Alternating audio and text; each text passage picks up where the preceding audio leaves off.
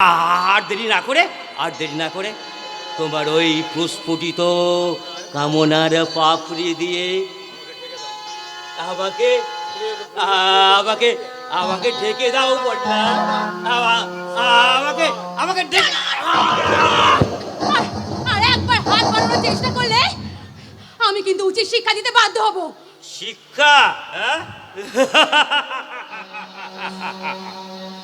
তুমি বোধহয় জানো না বন্যা, এই রাজেশ সলদারের গায়ে হাত দেওয়ার পরিণাম কতটা ভীষণ, কতটা ভয়ঙ্কর।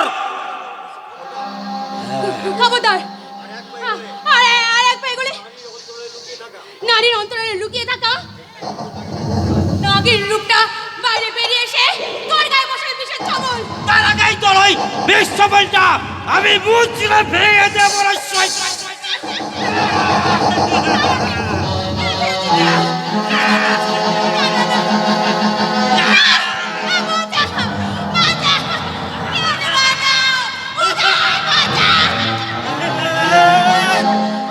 বন্যা তো চিৎকার করছে কেন?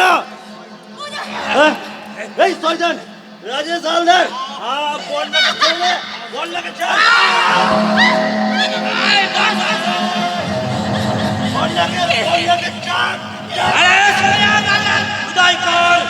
আমার হাত থেকে একা ছেড়ে নেওয়া পড়বে না। চলা বন্যা, আমি কোথাও যাবো না, আমি ওদেরকে ছেড়ে কোথাও যাবো না।